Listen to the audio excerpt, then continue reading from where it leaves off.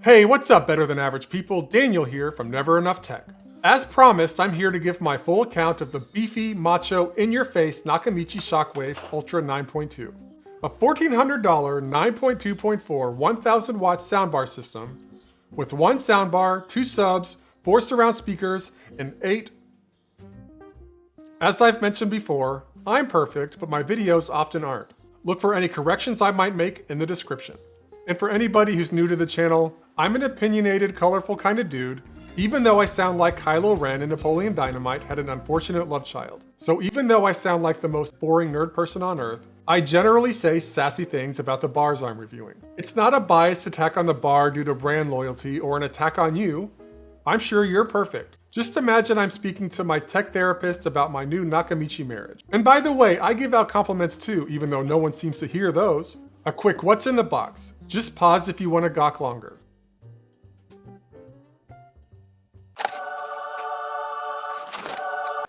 Also, if you want the complete experience, you can watch my unboxing video first. Let's jump in. Design and build. The soundbar. Well, it's an absolutely crazy shape. A 9-sided tube with 2 angled ends. The official name of a 9-faced object is an enahedron, which outpaces the Samsung Q950T, which is just an octahedron. So suck on that, I guess. You got the black metal grille appearing wherever the speakers are, so I guess the front and sides? I swear this bar always looks like it's facing the wrong direction. I can't be the only one. As I mentioned in my unboxing video, the metal grille feels of plastic.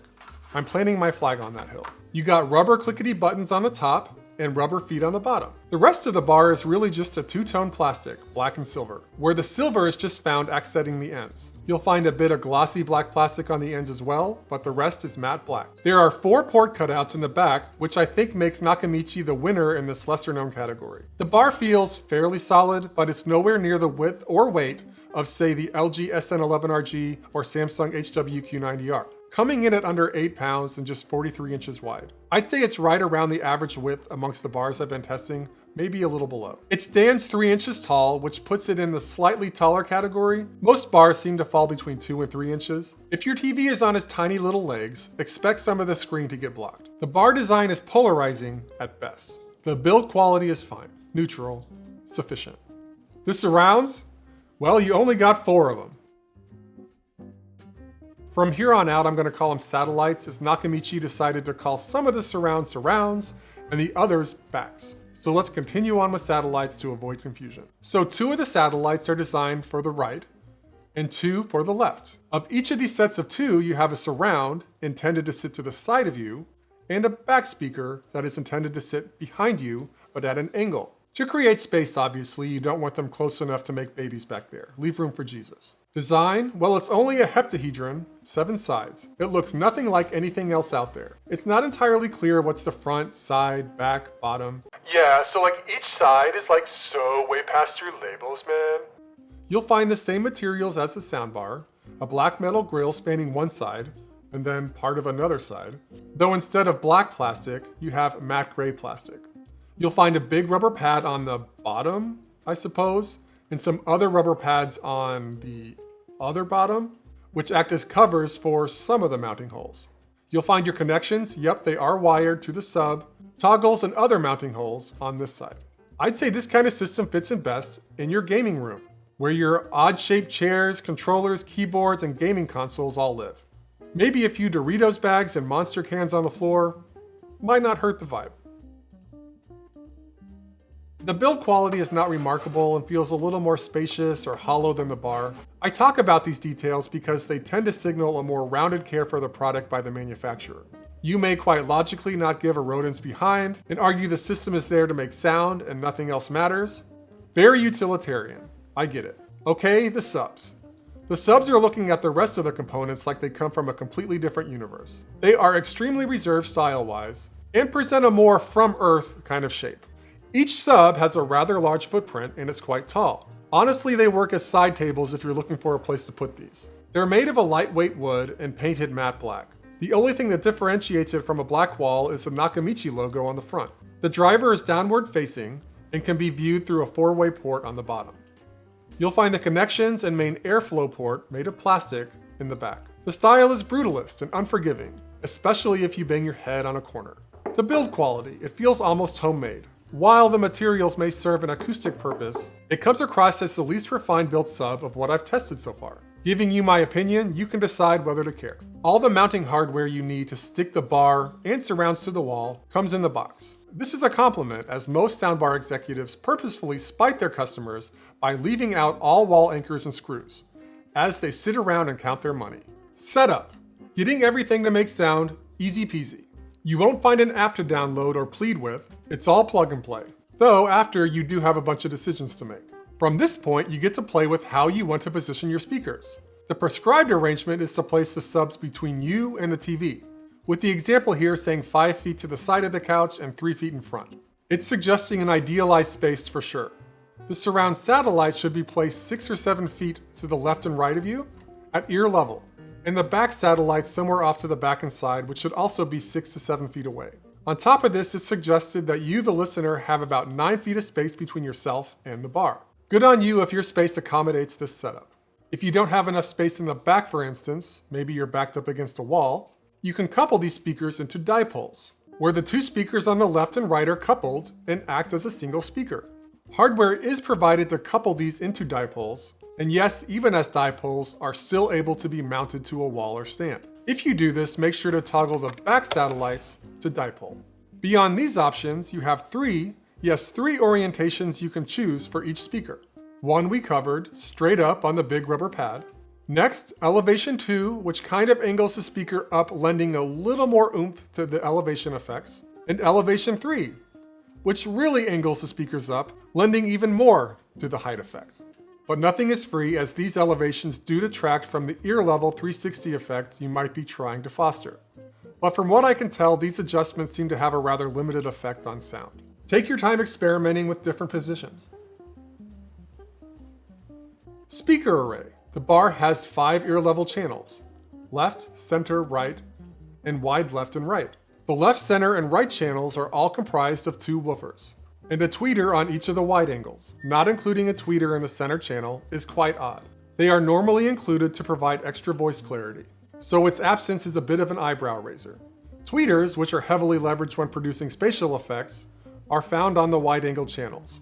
Nakamichi calls these the surround effects channels. Tweeters give you that crunch in a footstep and that pop in a raindrop. Each satellite speaker is a woofer tweeter pair and has 1 channel, that's it. None of the satellites have a dedicated upward firing driver. Nope, not even tucked away on this side, as one might suspect from the looks. And to wrap it up, we have 2 10-inch drivers on the subs. So it's clear how we got our 9.2 channels. But this system is advertised as a 9.2.4 system. But where are these 4 height channels coming from? I'm just going to use the explanation from my unboxing video.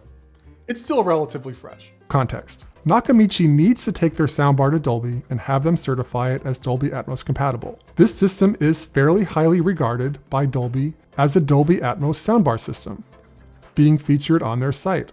I'll just be innocent and assume there was no funny business there. So Dolby is ostensibly kind of a fan of the system, which would lead me to believe that they are achieving an object-oriented elevation effect, at least to the degree Dolby finds acceptable, without dedicated upward firing speakers.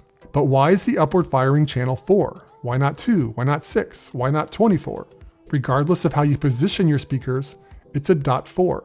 Nakamichi is gaslighting me. Anyway, since Nakamichi does not have dedicated upward firing speakers, or let's say no upward firing speakers, if you place these as prescribed, they need to use extra super duper sound processing to virtualize height channels. Nakamichi does this with their proprietary SSE processing engine. SSE stands for Spatial, Surround, Elevation. So on the spatial front, Nakamichi uses the 8 system tweeters to exaggerate spaciousness and directionality of sound events. Surround, the engine makes decisions about how to upscale content to its 11 physical channels and make it sound balanced, believable, and lifelike. Elevation enables 3D object-based content, including Dolby Atmos and DTS:X, and layers height effects using all the drivers, minus the 2 subs, enabling the listener to perceive vertical directionality effects. You can choose to deactivate SSE or select one of 3 modes for different sized rooms. Ports. You do have a USB service connection on the sub, and RCA connections on both the subs and satellites. Now that that's out of the way, the bar. It's pretty generous. You'll find coaxial, optical, and aux as your legacy, less recommended options. These are not compatible with your most data-rich audio formats. There for your convenience nonetheless. Plug in an old phone. You'll find a USB port for firmware updates and music playback. But the big news is with this bar you get not one, not two, but three HDMI 2.0 HDCP 2.2 pass-through ports, all ready to move your uncompressed audio straight into the bar. And finally, your ARC port. No eARC? Nope, no eARC. What this means is you must plug straight into the bar if you have uncompressed audio you want to thump. It really doesn't matter if you have an eARC TV with this bar. But let's keep in mind an ARC port does support video streaming audio formats. Most notably Dolby Digital Plus, which does support a watered down Atmos. So no worries if you're really just living in Netflix land. Can't keep my mouth shut. I really don't like the way these ports are laid out. My favorite arrangement is always straight back. Seems this is a difficult configuration to engineer based on all my reviews. The back side entry does make it more difficult to plug in and leads to awkward cable routing. The cutouts aren't very wide, so the cable almost immediately needs to be bent back. On top of this, the connections are kind of close, so the difficulty increases if you're plugging in two HDMI cables right on top of each other. If you have big hands or sausage fingers, you may air out a few four-lettered words plugging things in. Not the end of the world, but some added unpleasantness when fiddling around in the back. Words. Supported audio codecs. You're in good hands. You want it, you got it. Most soundbars do not pull this off. That's right, you have all your Dolbys, including Dolby Digital Plus, as mentioned, and Dolby TrueHD, which gets you uncompressed surround and uncompressed Atmos, most likely delivered by a Blu-ray. It should go without saying, but you do get all of your lesser Dolbys as well. On top of this, you get all of your DTS-Ss, so DTS HD Master Audio, for your uncompressed surround, and DTS-X, your uncompressed DTS 3D audio. And a big one, LPCM. It's an engineering sounding name, but a common format gaming consoles use to deliver their best uncompressed sound. Here's what happens when a really expensive bar does not support LPCM.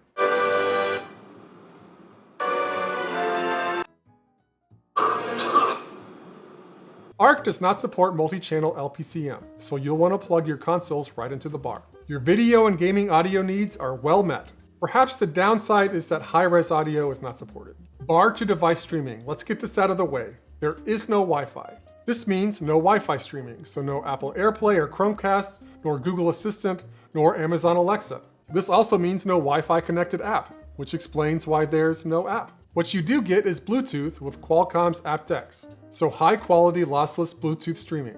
Expect CD quality. As I've mentioned many times, not my favorite streaming method, but it is the people streaming method and is available on 110% of all devices. Display. A single color 5-digit LED display, right smack in the middle of the bar, where the center channel tweeter typically lives. This display gives you potentially tons of information, which is a necessity as there is no app. Control methods. Let's start with the bar. Not much to talk about, your very normal stuff. Power, input, demo. Left subwoofer. Okay, that's not really normal at all. And volume buttons. Okay, and the remote. It's a button bonanza. Gawk at it as long as you need.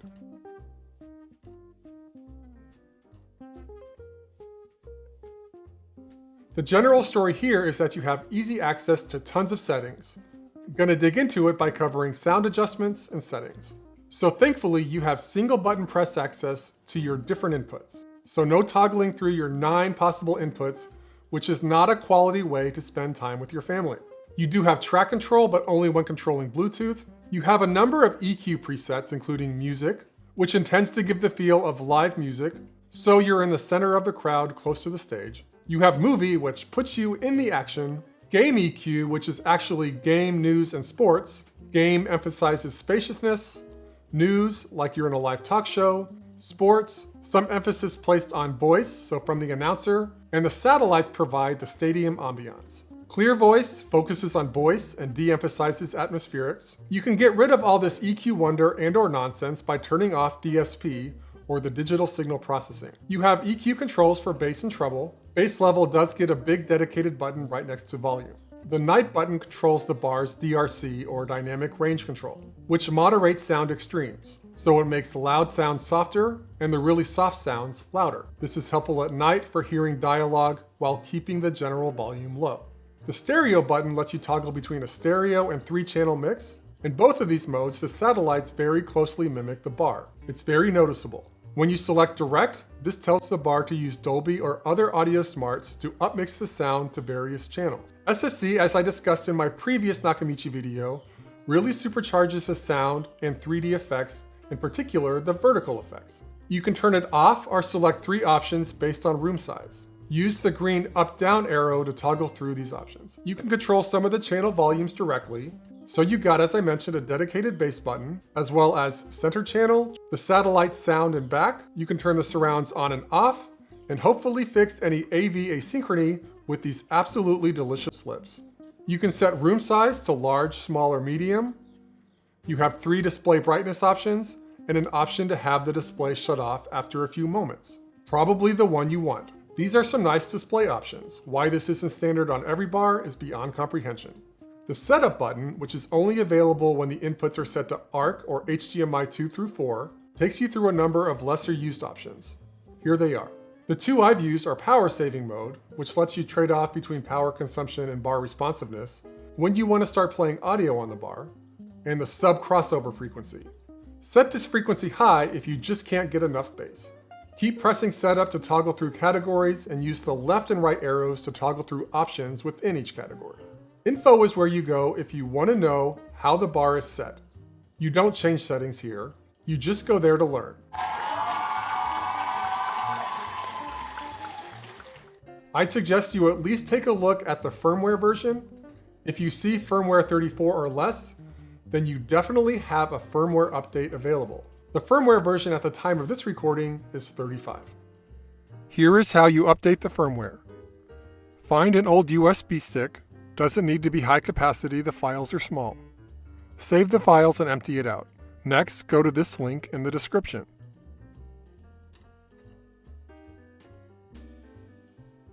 Decide if you like the Nakamichi privacy conditions. Decide if you want to give out your email. You'll need to do both to get the firmware from the site. Once you type in your email, you get a zip file. You aren't asked to verify your email, so type in whatever you want. Unzip the download and transfer the 2 files, not the folder, onto your thumb drive. Now you'll take the remote and press USB, and then press Menu. Press Enter. This will start the firmware update. After, you will have an updated, fresh soundbar system. The bar will reset to its factory settings.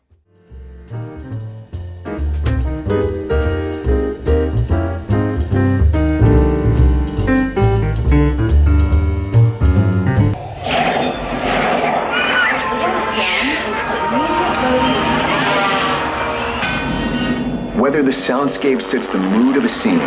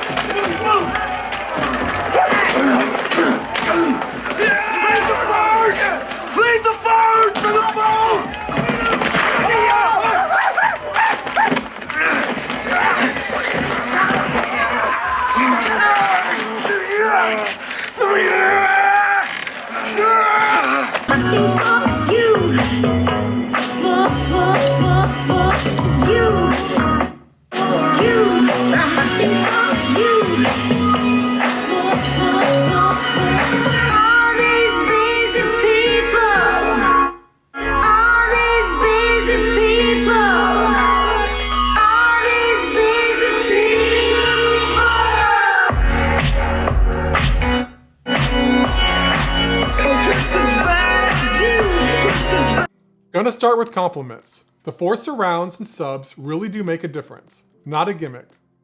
These extra speakers and what seems to be actually quite sophisticated sound processing delivers the most accurate, convincing, stimulating Atmos height effect I've yet to hear from a soundbar system. All this with no dedicated upward firing speakers. I could very easily hear and pinpoint objects moving overhead and keep track of their direction. I listened to the Atmos demo disc quite a few times. The helicopter demo really did an amazing job, for a soundbar at least, putting sound above your head and moving it around. There are no speakers up there, and there were no speakers firing in that direction. And as always, Mad Max soared. In terms of hearing the oh so many crunches and screeches and metal objects whizzing past you. The 2 subs are delicious. They don't have a really strong kick, but can you feel it? And on top of that, it sounds like the super low tones are coming from everywhere. If you want a soundbar and ultra stimulating Atmos effects, this will be a great bar for you. Now the tragic side, and every soundbar has their tragedy. It pains me to discover it. The raw sound coming out of the speakers ranges from acceptable to not that appealing. There is a harshness to it, a severity, a scratchiness that doesn't foster an intimate experience. This isn't supposed to be a secret, but the bar is meant to do big stimulating things. Get the heartbeat racing by making you feel like you're in mortal danger, like you're gonna die of a concussion or drown in the rain or get run over by a car, or feel the recoil from the gun you're using to own the noobs. If you go to the website, you'll notice Nakamichi never advertises that any of the sounds by themselves are particularly well crafted or sublime. No space is used on the website talking about the craft of speaker construction. This system is a great laser show, not a warm, snuggly hug from an empathetic friend. So when using this system to watch more chill, traditional audio, you kind of want to tone it down, but when you tone it down, it sounds really average. And that maybe isn't what you want. There have been certain bars that I really naturally find myself wanting to listen to music. Samsung's Q950T, the JBL Bar 9.1, the Sonos Arc, the Bose 700, and the Klipsch bookshelf speakers. This is still a new channel, I haven't reviewed a whole lot of speakers yet. Anyway, this bar is not on that list. If you want to use this system for music, don't use it casually. Set your bass crossover to the highest frequency, turn the bass all the way up, make it as loud as you can stand, and play music recorded in the last 2 years. Bust out your flashy lights, get your friends over and go all out. This system is perfect for that. So how can I put this? Think of the sound quality on this bar as a very specific kind of friend. With this friend, you want to get a little or maybe a lot crazy, create a memorable experience with a hangover. If you're looking to hang out in polite society where nuance and wit are the keys to success, this same friend will talk too loud, miss the joke, wear the wrong clothes, and start passing out shots when everyone else is in the middle of their 1 glass of wine. And one more downer, and I really hate to talk about this, but if you have the system on, it has a not unusual tendency to pop, and it's a very annoying, disruptive pop. I haven't heard this from other systems. If a loud pop here and there is completely out of bounds, this is not the system for you. Conclusions, my audio quality qualms aside. This is a really compelling system. I normally really pan the usability on these bars. Typically it comes from the bar not being responsive when the TV is turned on, which really drives me nuts. Or poor voice assistant integration, and a crappy app. Nakamichi kind of avoids a lot of these shortfalls by opting out. If you aren't going to bring excellence, don't bother. I've also complained about how an app is probably necessary for a modern soundbar, especially if the alternative is a streamlined, simple remote that takes a lot of steps to get anything done. Well, Nakamichi here somehow built an entire app on the remote. I mean, let's be honest, the remote is not a looker, but it's quite convenient for many of the adjustments you would want to make. These adjustments are right on the surface, no digging necessary. And yes, your TV remote will control general volume. Also, a standing ovation is deserved for being the first bar I have yet to review that provides detailed audio codec information, so confirmation you're listening to the level of audio you think you should be listening to, and making it always available in the info menu. I'll stop talking around it. If your #1 goal in life is to hear compelling Atmos and other forms of hyper-immersive audio from a soundbar while watching movies, gaming, and even music, you should buy this product. If you want a well-rounded, sleek soundbar system that performs admirably in all occasions, this may not be the best bar for you. If you're looking for all the latest connectivity technology, maybe skip this soundbar. Looking to save space and eliminate wires? Skip. This is a specialty bar, and it accomplishes its mission quite well, without being too terrible at everything else. However, if you're not seeking its specialty, it's probably best to keep searching. Alright, I've rambled long enough. Thanks for watching. Make this video more popular.